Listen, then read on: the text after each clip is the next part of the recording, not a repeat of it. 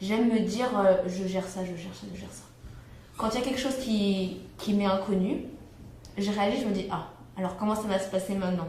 Et forcément, j'ai une appréhension. Et puis c'est vrai que c'est aussi un mélange d'excitation parce qu'on peut se dire, ah, comment je vais y réagir?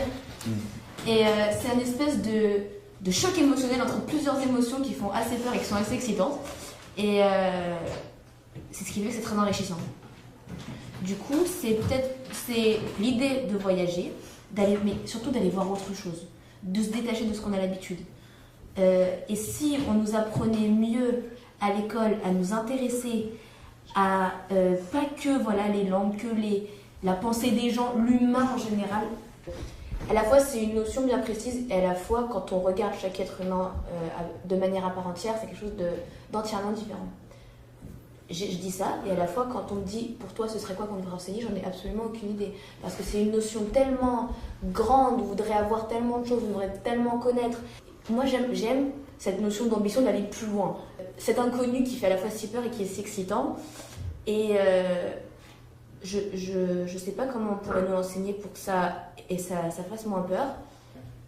Je pense qu'en fait la vie et cet inconnu, en fait, c'est comme si plusieurs fragments ça venaient à chaque fois s'ajouter à un tout.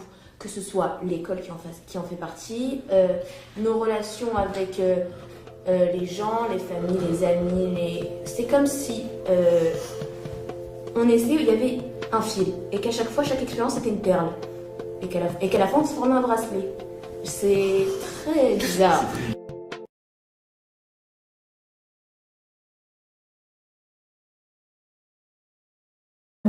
Je m'étais jamais posé la question de à quoi ça servait la culture. C'était évident. Moi, je sentais que la culture, ça me faisait vivre. Je suis désolée, je reviens à cette expression, mais non, vous n'avez pas.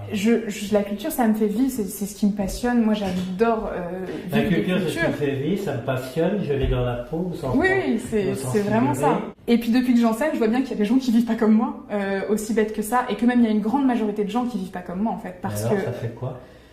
Ça m'interroge dans ma pratique, surtout parce que je me dis, moi, j'essaye en tant que prof de français. On a un peu cette image d'Épinal, du prof de français qui va réussir à transmettre la littérature et tous ses élèves vont se mettre à vivre de littérature à l'unisson du prof de français. Oui, ça arrive à peu près 20 minutes par an. C'est déjà très bien, hein, mais ça arrive 20 minutes par an. Et concrètement, les élèves, ils font du français parce que il faut faire du français. Et alors pourquoi prendre une série STMG qui, a priori, même si ça peut être des clichés, peut paraître parmi les plus loin de Alors là, on culture. arrive à la deuxième chose qui me fait vivre, c'est que la deuxième chose qui me fait vivre, c'est pas que la littérature, c'est l'éducation. C'est-à-dire que moi, ce que j'aime, c'est vraiment être avec être avec les jeunes, être avec les élèves. Et du coup, quand on est face à une première générale, c'est trop facile presque. C'est-à-dire qu'ils sont réceptifs. Ils sont sur un terrain que je maîtrise, qu'ils maîtrisent, ils sont de bonne volonté. Voilà. Les STMG, ce que j'aime, c'est qu'ils détestent le français. Ils détestent le prof, ils détestent l'école, ils détestent tout. Et du coup, arriver à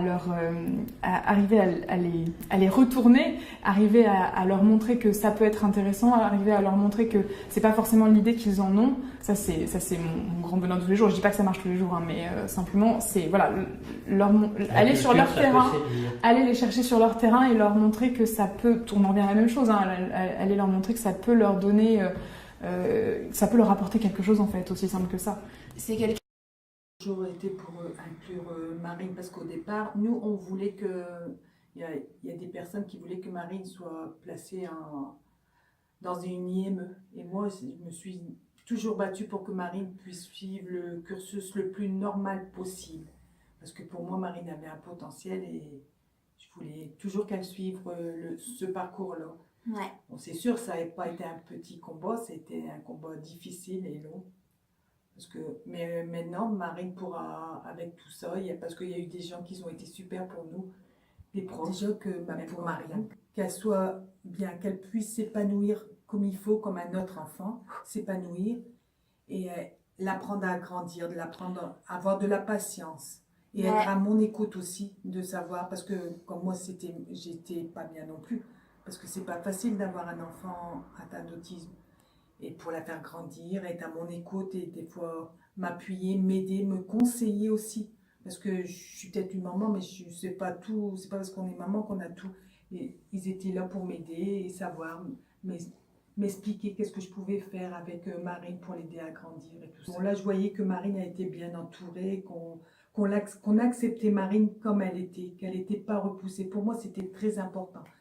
Déjà, je l'ai déposée et je sentais que ça allait, que Marine y allait de bon cœur.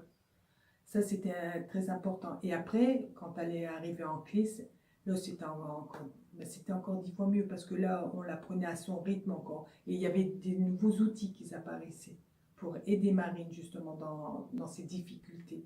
Ça a été aussi très important pour moi.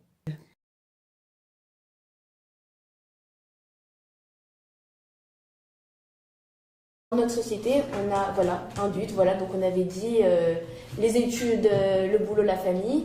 Donc du coup, ce qu'on nous inculque au lycée, enfin pendant les études, c'est comment réagir face à ce boulot. Et puis, des rails. Oui, et pourtant, donc du coup, c'est ce qu'on appelle les bases. Mais la vraie question, c'est en fait, j'ai toujours pensé que le bonheur, c'était pas atteindre ce qu'il y avait de plus haut, mais savoir ce qu'on voulait. Il faudrait compléter la phrase. Les bases de quoi? Déjà en première, ça, mais c'est passé comme ça. Je me dis, la question que je me pose souvent, c'est est-ce que ma vie, elle va passer aussi vite? Est-ce que je vais pas voir passer les choses? C'est terrible. Pourquoi est-ce qu'on suit tout le temps cette ligne de pensée que la société inculque? Et donc, je dis, je n'ai peut-être pas l'audace d'aller voir d'autres choses. Parce qu'avec tout cet environnement, cette société, tout ce qu'on entend, c'est fini. C'est pour ça que la partie d'enfance que j'ai gardée, c'est assez... J'essaie de la garder au maximum parce que on dit qu'un enfant ça a de l'imagination et que limite quand on grandit on perd cette imagination, on perd cette petite folie. C'est une prison à ciel ouvert. C'est-à-dire comme si on pouvait s'échapper, on le fera pas.